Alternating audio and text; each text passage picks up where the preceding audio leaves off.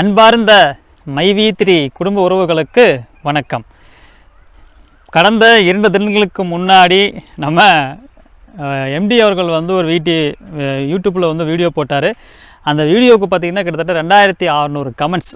So அந்த ஒவ்வொரு கமெண்ட்டும் எடுத்து பார்த்தீங்க அப்படின்னா அப்படியே வந்து மக்கள், அதாவது மைவி3யினுடைய விசுவாசிகளாக இருந்தவர்கள், அவர்களுடைய அன்றாட சூழ்நிலை, அவர்களுக்கு இருக்கக்கூடிய அழுத்தம், வெளியிருந்து அவர்கள் என்ன கடன் வாங்கி போட்டிருக்காங்க, அந்த கடனாளிகள் அவர்களுக்கு கொடுக்கக்கூடிய அழுத்தம், அவர்கள் நிறைய பேர் சேர்த்து விட்டுருக்காங்க, அவர்களுக்கு கொடுக்கக்கூடிய அழுத்தம், இதெல்லாம் சேர்த்து அப்படியே மைவி3க்கு எகென்ஸ்டாக நாளுக்கு நாள் வந்து அப்படியே அவங்க ஒரு யூட்டர்ன் போட்டு திரும்புகிறத அந்த கமெண்டில் நீங்கள் போய் உள்ளே பார்த்தீங்க அப்படின்னா எல்லா கமெண்ட்டுமே பயங்கரமான கதறலில் தான் இருக்குது. அதை பற்றி தான் இன்றைக்கி பார்க்க போகிறோம். நான் Vijay Krithik. Duty to express அவர் ஒப்பீனியன் அப்படிங்கிறது ஒவ்வொருத்தரும் கடைபிடிக்க வேண்டிய ஒன்று அப்படின்னு நான் நினைக்கிறேன். அதோடைய விளைவு தான் இந்த விஜய் கிருத்திக் கார் அப்படிங்கிற சேனல்.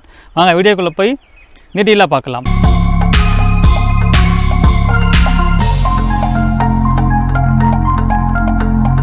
ஸோ நான் வந்து இப்போது சமீபமாக பார்த்திங்கன்னா ஒரு 2 வீடியோ மைவி3 பற்றி போட்டேன்.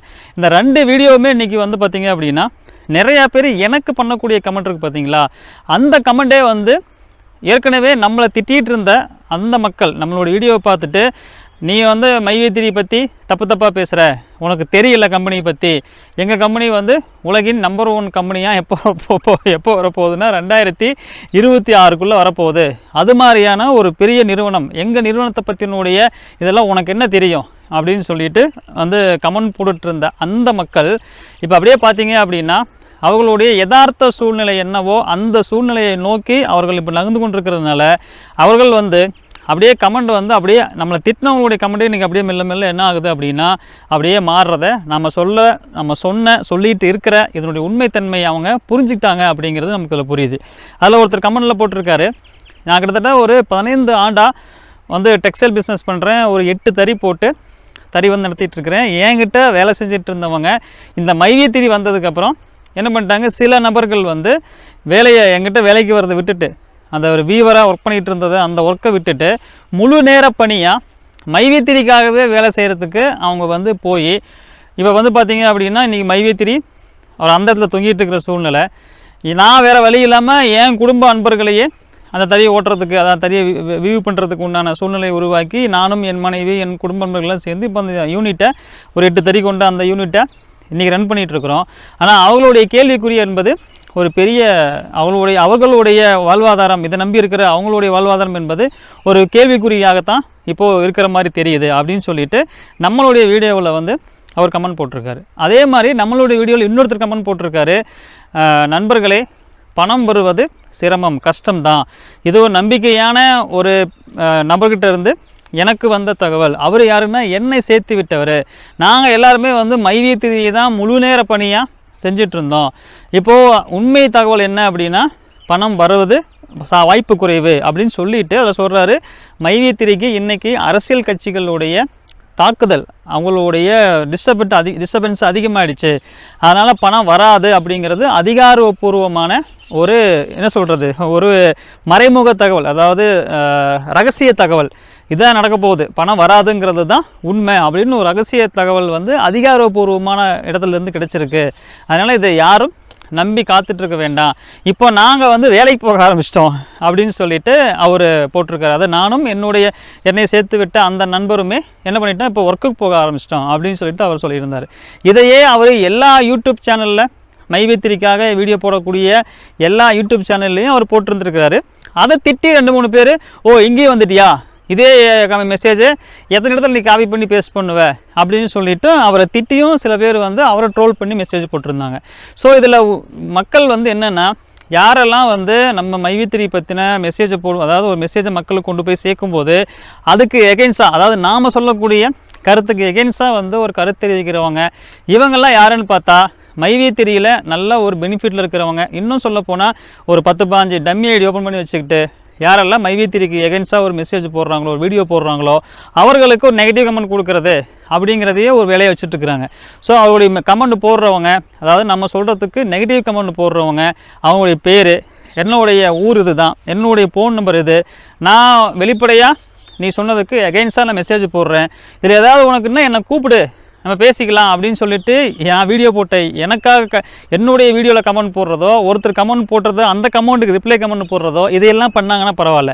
ஆனால் எந்த ஐடியுமே ஒரு ப்ராப்பரான நேமில் இருக்காது. ஒரு சில பேருடைய ஐடி மட்டும்தான் எப்படி இருக்கும் அப்படின்னா ஒரு ப்ராப்பரான நேமில் இருக்கும். அதில் ஒருத்தர் வந்து நம்ம லாஸ்ட் வீடியோவில் வந்து ஸ்ருதி யுக்தி ஞானம் பற்றி சொல்லியிருப்போம். அதாவது சுருதின்னா என்ன, யுக்தினா என்ன, ஞானம்னா என்ன அப்படின்னு சொல்லியிருப்போம். சுருதிங்கிறது நூல்கள் வழியாக நம்ம ஒரு தகவலை தெரிஞ்சுக்கிறது. யுக்தி அப்படிங்கிறது நம்ம பலவேறுபட்ட அனுபவத்தை நம்ம பார்த்து தெரிஞ்சுக்கிறது. ஓ, இதை பண்ணால் நமக்கு இது மாதிரி தான் நடக்கும் அப்படின்னு சொல்லிட்டு பிறருடைய அனுபவத்திலிருந்து நாம் ஒரு அனுபவத்தை எடுத்துக்கிறது. ஞானம் என்பது நாமளாகவே சிந்தித்து இது சரி இது தவறு அப்படின்னு சொல்லிட்டு புரிஞ்சுக்கிறது. இது ஒன்று மைவித்திரி பற்றி புரிஞ்சுக்கிறதுக்கு பெரிய ஞானமெல்லாம் தேவையில்லை. சதுரங்க வேட்டையில் வந்து அந்த ஹீரோ சொல்லுவார், ஒரு பிளான் போட்டு கொடுப்பாரு, இந்த மாதிரிலாம் பண்ணுறோம், இங்கே போகிறோம், அதை பண்ணுறோம், அதெல்லாம் பண்ணுறோம் அப்படின்னு சொல்லிட்டு ஒருத்தனை கேட்பார், இந்த பிளான் உனக்கு புரிஞ்சிருச்சா அப்படின்னு கேட்பார். அதுக்கு அவன் சொல்லுவான் புரியல அப்படின்பா. உனக்கு மட்டும் உனக்கே புரிஞ்சிருச்சு அப்படின்னா நான் வேறு பிளானை யோசிக்கணும் அப்படின்னு சொல்லுவார். அப்போது நம்ம மக்கள்லாம் வந்து பார்த்திங்கன்னா அவர்கள் சொல்லக்கூடிய பிளானை வந்து அவர் சொல்லக்கூடிய திட்டம், அவங்களுடைய எதிர்கால திட்டம் என்ன, அவங்களுடைய நோக்கம் என்ன அப்படிங்கிறது மக்களுக்கு புரியல. நம்மளை மாதிரியான பாமர மக்களுக்கு புரிஞ்சிருந்ததுன்னா அவங்க என்ன பண்ணுவாங்க, வேறு திட்டத்தை அடுத்து போட ஆரம்பிச்சிருவாங்க. அப்போது நல்ல மெத்த படித்தவர்கள் கூட என்ன பண்ணுறாங்கன்னா மைவித்திரி ஆப்பை வந்து இன்ஸ்டால் பண்ணிவிட்டு வார விடுமுறை நாட்களில் கூட விடுமுறை என்ஜாய் பண்ணாமல் உட்காந்து மைவித்திரியுடைய ஆடை பார்த்துட்டு கேப்சாவை போட்டுட்டு அதில் ஏர்னிங் பண்ணுறதுக்காக உட்காந்துருக்காங்க. இத்தனைக்கும் நல்லா படிச்சிருக்கிறாங்க, நல்லா ஐடி நிறுவனத்தில் கூட அவங்களாம் ஒர்க் பண்ணுறாங்க. அவங்களே இந்த மாதிரி பண்ணுறதை பார்க்க முடியுது. அப்போது இவர்களுக்கு இருக்கிற நல்லா படித்திருக்கிறாங்க. ஆனால் இவர்கள் மைவித்திரி சார்ந்த அந்த நிறுவனத்தினுடைய ஒரு திட்டம் என்ன அப்படிங்கிறது அவர்களுக்கு சிந்திக்கிறதுக்கு முடியலை. இப்போ பாருங்கள், அப்போது இவர்கள் போடுற திட்டமெல்லாம் மக்களுக்கு புரியல அப்படின்னு நம்ம எடுத்துக்கிறதா? அப்படி தான் எடுத்துக்க முடியுது. ஏன்னா நமக்கே புரிஞ்சிருச்சுன்னா அவன் என்ன பண்ணுவான், திட்டத்தை வேறு வகையில் வேற ஒரு திட்டத்தை போடுவான். ஸோ அந்த மாதிரி அவங்க கொடுக்கறது அப்படிங்கிறது அவங்க வைத்திருக்கக்கூடிய அந்த ஃபார்முலா, அவங்களுடைய ஏர்னிங்ஸ் ஃபார்முலா, நம்ம கொடுக்கக்கூடிய ரிட்டர்ன்ஸ் ஃபார்முலா, அவங்களுடைய பொருளை வாங்குறதுக்காக வச்சுருக்கிற ஸ்ட்ராட்டஜி ஃபார்முலா, இது எல்லாமே வந்து ஓரளவுக்கு சிந்திக்கக்கூடியவங்களுக்கு இது பாசிபிள் இல்லையான்னு தெரியும். இதெல்லாம் நம்ம விளக்கி அந்த வீடியோவில் நம்ம சொல்லியிருந்தோம். அதுக்கு ஒருத்தர் சொல்லியிருந்தார், உங்களுக்கு யுக்தி ஞானம் சுருதி யுக்தி ஞானமெல்லாம் உங்களுக்கு இருக்குன்னா நீ கோயம்புத்தூர் போக வேண்டியது தானே, கோயம்புத்தூர் போகிறது உங்களுக்கு என்ன வலிக்குதா அப்படின்னு கேட்டிருந்தாரு. ஏப்பா நானும் அப்பா பணம் போட்டேன், நான் வந்து எனக்கு சுருதி யுக்தி ஞானம் இருக்கிறதுனால தான் நான் பணம் போடலை, உங்களையும் போட வேணாம்னு சொல்கிறேன். போட வரவங்களையும் என்ன பண்ணுறேன், போட்டிருக்கிறவங்களையும் பத்திரமா இருந்துக்கோங்க, மேற்கொண்டு போடாதீங்க, போட்டுட்டிங்களா ஓகே, இனிமேல் யாரும் போடாதீங்கன்னு சொல்கிறேன். நான் போய் கோயம்புத்தூரில் போய் எம்டி கிட்ட பேசுகிறதாம்மா. நான் பல நாளாக வீடியோ சொல்லிகிட்டு இருக்கிறேன். யாராவது தெரிஞ்சவங்க இருந்தாங்க அப்படின்னா நாம் எம்டி அணுகிறதுக்கு ட்ரை பண்ணுறோம். ஆனால் அவர் ரீச் பண்ண முடியல. அவர் இருக்காரானே தெரியல. ஆரம்பத்தில் என்னன்னாரு, இதுக்கப்புறம் என்னுடைய ரெகுலர் வீடியோ வரும்னாரு. ஆனால் வாய்ஸ் ஓவர் வீடியோ தான் இப்போ வந்து ரொம்ப நாளைக்கு கேப் விட்டு வருது. அப்போ அவர் இருக்கிறாரா இல்லையாங்கிறது நமக்கு தெரியல. அந்த நபரை தொடர்பு கொள்ளணும்.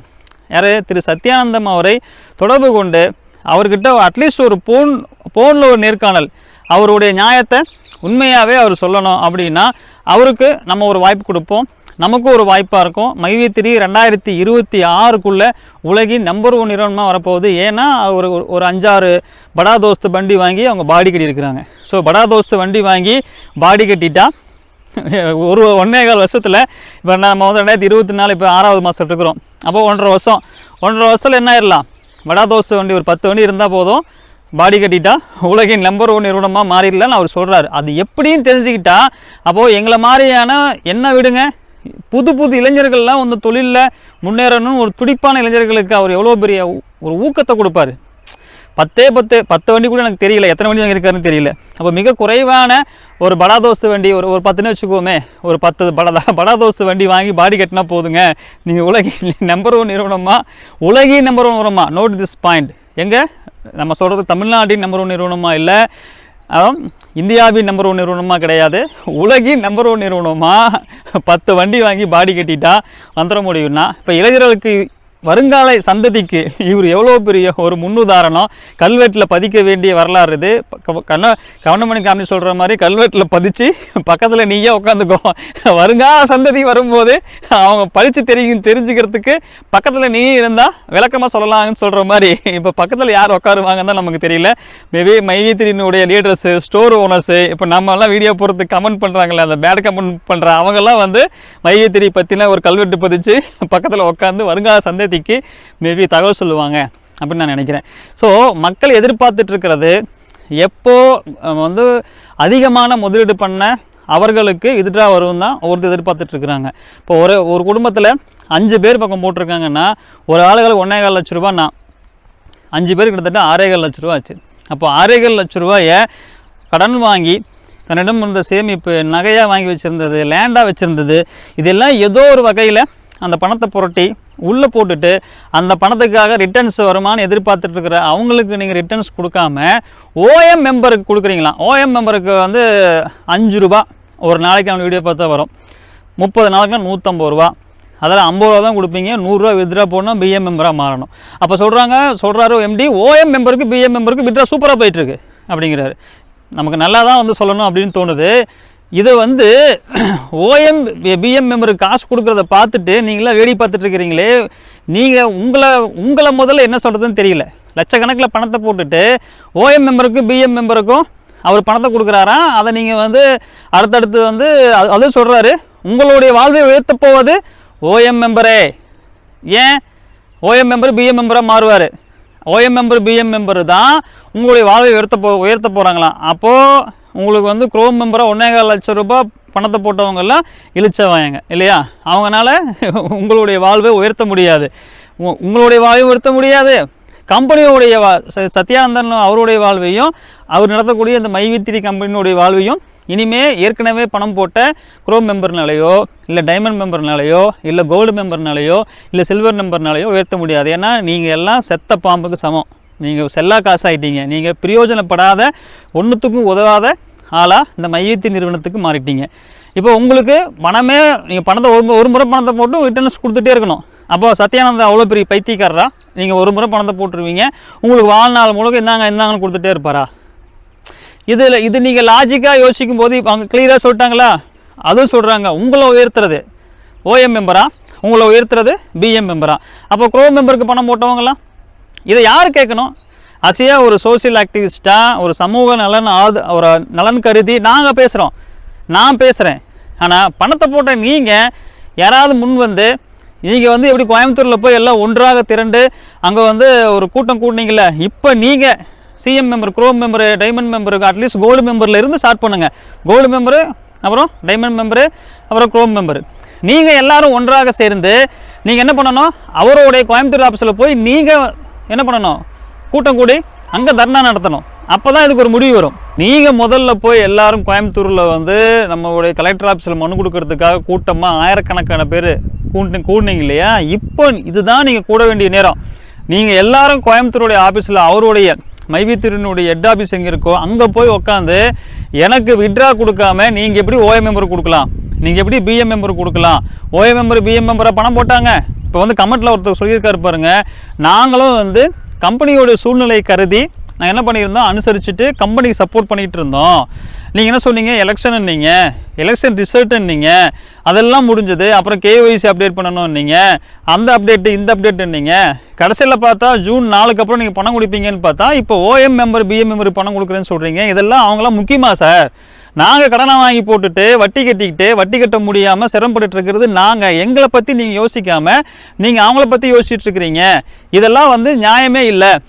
நாங்கள் உங்களுக்கு எதிராக திரும்பாமல் பார்த்துக்குவோங்கன்னு சொல்லிட்டு கமெண்ட் வந்து போட்டிருக்காங்க. இப்போது நாளுக்கு நாள் அது அப்படியே நம்ம உதய சொன்ன மாதிரி இது மைவித்திரிக்கு எகைன்ஸ்டாக திரும்பிக்கிட்டே இருக்குது. இந்த கால நீட்டிப்பு, அதாவது நம்ம சொல்கிறது என்னென்னா, அப்படியே உங்களை வந்து வாழைப்பழத்தில் ஊசி ஏற்ற மாதிரி சொல்லுவாங்க இல்லையா? வாழைப்பழத்தில் கூட இல்லை, அப்படியே பஞ்சில் ஊற்றி வச்சுற மாதிரி. வாழைப்பழம் கூட கொஞ்சம் அப்படியே டைட்டாகிடும் ஊசி ஊற்றுனோம்னா, பஞ்சுன்னு அப்படியே குத்துறதே தெரியாது. அந்த மாதிரி இதனால் வாங்கிக்கலாம். ஸோ அடுத்தது உங்களுக்கு வந்து ஜூலையில் அப்டேட் வருது, அதனால் வாங்கிக்கலாம். ஸோ இப்போதைக்கு நீங்கள் வந்து என்ன பண்ணுங்கள், புது மெம்பர் வருகையை பற்றி கொண்டு வாங்க. ஒவ்வொருத்தரையும் நீங்கள் பொருளாதாரத்தில் உயர்த்தணும். அது உங்களுடைய கடமை, அது உங்களுடைய கொள்கை, அதுதான் உங்களுடைய நோக்கம். நீங்கள் கம்பெனி எப்படி உங்களுக்கு உண்மையாக இருக்கோ அதை விட பல மடங்கு நீங்கள் உண்மையாக இருக்கணுமா கம்பெனிக்கு. அதுக்கு என்ன பண்ணணும்? வீடாக போகணும். அப்படி தான் முதல்ல வீடாக போய் குரோம் மெம்பரை எல்லோரும் என்ன பண்ணாங்க, நீங்கள் எங்களுக்கெல்லாம் வந்து எங்களுக்கு இல்லைன்னு சொல்ல மாட்டாங்க. நீங்கள் விளம்பரம் போட்டால் சரி, காசு போட்டு விளம்பரம் பார்த்தா உங்களுக்கு காசுங்க. 1,24,000 ரூபாய் சம்திங் போட்டிங்கன்னா உங்களுக்கு மாதம் 14,000 ரூபாய் காசுங்க. அது போக உங்களுக்கு கீழே உங்கள் ஒய்ஃபை போட்டுக்கோங்க, 200 ரூபா சேர்ந்துருங்க. அப்போ 680 ரூபாங்க. நல்லா இதுக்கு தெரிஞ்சதுன்னா அதுவும் அடுத்து உங்கள் அப்பா பேரில் ஒன்று போட்டுக்கோங்க, உங்கள் அம்மா பேரில் ஒன்று போட்டுக்கோங்க, அடுத்து உங்கள் ஃபேமிலியில் யாரெல்லாம் இருக்காங்களோ எல்லாத்தையும் உங்களுக்கு எல்லாம் கொண்டு வந்துவாங்க, ஒன்றும் பண்ண வேணாம், நீங்கள் மீட்டிங் மட்டும் வாங்க. இப்படி தான் அப்ரோச் நடந்துச்சு. இப்போது அதை சொல்கிறாங்க பல மடங்கு அதை விட நீங்கள் ஸ்பீடாக பண்ணி நீங்கள் எல்லாம் வசூல் பண்ணி அவர் கொடுத்தீங்கன்னா அவர் சூப்பராக என்ன பண்ணுவார், அது அடுத்த ஒரு காரணம் சொல்லுவார். ஏன்னா நம்ம வந்து அந்த வீடியோ சொல்கிறாரு, அசோக் ஸ்ரீநிதி அவர்கள் வந்து மறுபடியும் ஒரு வீடியோ போட்டிருக்காரு, ட்விட்டரில் வந்து போட்டிருக்காரு, நாங்கள்லாம் போய் கேஸ் கொடுக்கவே இல்லை, அவங்களா தான் கேஸ் எடுத்தாங்க. இதெல்லாம் இப்போ பிரச்சனை தேவையாங்க, நீங்கள் யார் இப்போ அவங்க போய் கேஸ் கொடுத்தாங்கன்னு சொல்லட்டும், இல்லை நீங்களே வந்து போலீஸே வந்து கேஸ் எடுத்தாதான் இருக்கட்டும், இப்போ என்ன வேணால் இருக்கட்டுங்க. இதை இவன் பேசுகிறானே எல்லாமே பாம்பு எடுத்து விட மாட்டேங்கிறானே அப்படின்னு வடிவேல் சொல்கிற மாதிரி ஏதோ பேசுகிறீங்களே எல்லாமே நீங்கள் விட்ராவை போட்டுட்டு போங்க. நீங்கள் விட்ராவை மட்டும் போட்டிங்கன்னா இன்னும் லட்சக்கணக்கான பேர் உள்ளே வரத்துக்கு ரெடியாக இருப்பாங்க, ரெடியாக இருக்கிறாங்க. உங்கள் குரோம் மெம்பரே இன்னும் அடுத்த நேரம் குரோம் மெம்பர் கொண்டு வரதுக்கு ரெடியாக இருக்கிறாங்க. நீங்கள் விட்ரா போடுறது, மைவித்தி நிறுவனம் விட்ராவை ஸ்டார்ட் பண்ணுறது எங்கேருந்து ஸ்டார்ட் பண்ணணும், யார்கிட்ட ஸ்டார்ட் பண்ணணும், முதல்ல அதிகமான முதலீடு செய்த குரோம் மெம்பர்கிட்ட இருந்து, அப்புறம் அதுக்கு கம்மியாக அவங்கள விட கம்மியாக முதலீடு பண்ண டைமண்ட் மெம்பரு, அதை விட கம்மியாக முதலீடு பண்ண கோல்டு மெம்பரு, அதுக்கப்புறம் சில்வர் மெம்பரு, அதுக்கப்புறம் நீங்கள் வந்து என்ன பண்ணலாம் பிஎம் மெம்பரு ஓஎம் மெம்பருக்கெல்லாம் போகலாம். இப்போ ஓஎம் மெம்பருக்கு பிஎம் மெம்பருக்கு இன்னும் நீங்கள் கொடுக்காட்டி கூட பிரச்சனை கிடையாது. ஏன்னா அதிக பாதிக்கப்பட்டது யாரும் நீங்கள் அவங்களுக்கு கொடுக்காம நீங்கள் என்ன பண்ணுறீங்க, எடுத்த உடனே பணமே போடாதவங்களுக்கு ஃபஸ்ட்டு விட்ரா, அப்புறம் 360 ரூபா கொடுத்து பொருளை வாங்கி 150 ரூபா கொடுக்க வேண்டியதில் 50 ரூபா கொடுத்துட்டு 150 ரூபாய் விட்ரா வேணும்னா நீங்கள் பிஎம் மெம்பராக வாங்கன்னு சொல்லி பிஎம் மெம்பராக வந்தவங்களுக்கு விட்ரா. அது அந்த ஆடியோ சொல்கிறாரு, வெற்றிகரமாக சிறப்பாக எல்லாத்துக்கும் விட்ரா போயிட்டுருக்கு. எவ்வளோ 150 ரூபா கொடுக்க வேண்டியதில் 50 ரூபா கொடுத்து அந்த 50 ரூபா எத்தனை பேர் இருப்பாங்க அவங்களுக்கு சிறப்பாக பணம் போயிட்டுருக்கு. பிஎம் மெம்பர் ஆனவங்களுக்கு 150 ரூபான்னு வச்சுக்குவோம், 150 ரூபா எத்தனை லட்சம் ரூபா எத்தனை லட்சம் கோடி அவங்களுக்கு கொடுத்துருப்பாங்க, சிறப்பாக போயிட்டுருக்கு. இப்போது குரோம் மெம்பருக்கு மற்றவங்களுக்கெல்லாம் என்ன நாமந்தான் இல்லையா? இதுதான் நடக்குதுங்கிறத மக்கள் தயவு செஞ்சு புரிஞ்சுக்கிட்டு உடனே அட்லீஸ்ட்டு உங்கள் மைவி3னுடைய ஹெட் குவார்ட்டர்லையாவது போய் குரோம் மெம்பரெல்லாம் ஒன்றா சேர்ந்து நீங்கள் எப்படி கோயம்புத்தூரில் கூடி ப்ராப்ளம் பண்ணீங்களோ எங்களுக்கு பணம் வராமல் நாங்கள் இங்கேருந்து நகர மாட்டோம் அப்படின்னு நீங்கள் ஸ்ட்ராங்காக உட்காந்திங்கன்னா தான் இதுக்கு ஒரு சொல்யூஷன் கிடைக்கும். ஸோ இல்லை அப்படின்னா உங்களுக்கு என்றைக்குமே இதுக்கு ஒரு சொல்யூஷன் என்ன ஆக போகிறதில்ல, கிடைக்க போகிறதில்ல அப்படிங்கிறது தான் 100% உண்மை. நாமளும் ஒவ்வொரு வீடியோவிலையும் மக்களுக்கு விழிப்புணர்வை கொண்டு வருவதற்காக முயற்சித்து கொண்டே இருக்கிறோம்.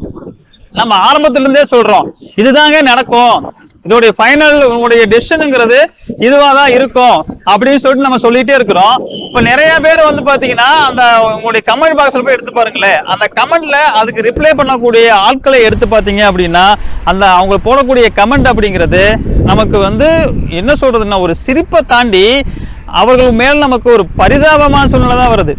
இப்போ என்னதான் அந்த கம்பெனி அவர்களுக்கு வந்து நீங்கள் யாரெல்லாம் வந்து மைவி3க்கு எகென்ஸ்டாக ஒரு மெசேஜ் பண்ணுறாங்களோ, அது வீடியோ மூலியமாக ஒரு தகவலை கொண்டு வராங்களோ அவர்களுக்கெல்லாம் நீங்கள் பேடாக ஒரு மெசேஜ் ரிப்ளை கொடுங்க அப்படின்னு சொல்லிட்டு டம்மி ஐடி ஓப்பன் பண்ணியோ இல்லை ஏதோ ஒன்று வச்சு அவர்களை போடுங்க அப்படின்னு சொன்னாலும் இப்போது நிதர்சனமான உண்மை என்ன, நீங்கள் விட்ராவை கொடுத்துட்டு நீங்கள் என்ன வேணால் பண்ணீங்க அப்படின்னா மக்கள் உடனே என்ன பண்ணுவாங்க, இப்போ மைவி3க்கு எல்லோருமே சாதகமாக தான் செயல்படுவாங்க. நீங்கள் அதை கொடுக்காம கம்பெனி சூப்பராக போயிட்டுருக்கு, கம்பெனிலாம் சிறப்பாக போயிட்டுருக்குது, உங்களுக்கு என்ன கம்பெனி பற்றி தெரியும், உடனே வந்து ஜூன் 4க்கு அப்புறம் கம்பெனியே இருக்காது, நீங்கள் கம்பெனியே இருக்காதுன்னு இப்போ இதுதான்ப்பா. இப்போ கம்பெனிக்கு நீ விட்ரா கொடுக்க வேண்டியது தானே, யாருக்கு விட்ரா கொடுக்க முடியுமோ அவங்களுக்கு கொடுக்க வேண்டியது தானே. கொடுக்காம மீண்டும் மீண்டும் மீண்டும் மீண்டும் இது போல் செய்து கொண்டே இருப்பது, மக்களே தயவு செய்து இதையும் காலத்தை கடத்தாதீங்க. நீங்கள் கோர்ட்டுக்கு போய் கேஸ் கொடுத்தா இன்னொன்று சொல்லணும்னு நினைக்கிறேன், ஒரு குரோம் மெம்பரு நம்ம வீடியோவை பார்த்துட்டு அந்த வீடியோவில் இருந்த ஒரு கான்டாக்ட் நம்பர் எடுத்து நம்மளை கூப்பிட்டு பேசுகிறாரு. அப்போ சொல்லிவிட்டு, சார் நான் ஒரு குரோம் மெம்பரு, தயவு செஞ்சு இந்த ஒரு ஆடியோவை ரெக்கார்ட் பண்ணி இது வீடியோவில் போட்டுறாதீங்க, ஏன்னா நான் குரோம் மெம்பர் இருக்கிறதுனால கடைசியில் எனக்கு பணம் கொடுக்கலன்னு சொல்லிட்டாங்கன்னா ரொம்ப போயிடும் அப்படின்னு சொல்லிட்டு அவர் 3/4 மணி நேரம் பேசுகிறார். நாம் பேசுகிற விவரத்தை விட அவர் நல்லா விவரமாக பேசுகிறாரு, அவ்வளோ விவரமாக இருக்கிறாரு. ஆனால் பணத்தை போட்டிருக்கிறாரு.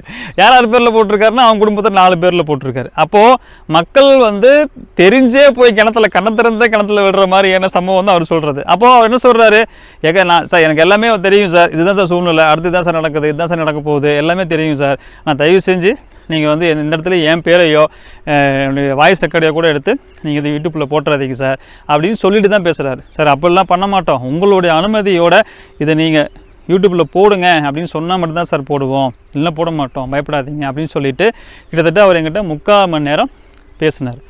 ஸோ இப்படி பேசிக்கிட்டே காலத்தை விரயம் பண்ண வேண்டாம். உங்களுக்கு உண்டான நியாயத்தை, உங்களுக்கு கொடுத்த கமிட்மெண்ட்டை எங்களுக்கு நீங்கள் கொடுத்தே ஆகணும்னு சொல்லிவிட்டு நீங்கள் போய் எல்லாம் உட்காருங்க, உங்களுக்கு சொல்யூஷன் கிடைக்கும் அப்படின்ட்டு நான் நிச்சயமாக சொல்கிறேன். உங்களுக்கு அதில் தான் சொல்யூஷனாக இருக்கும். இன்னொரு மீண்டும் சந்திக்கிறேன். எல்லாருக்கும் வணக்கம், பாய்.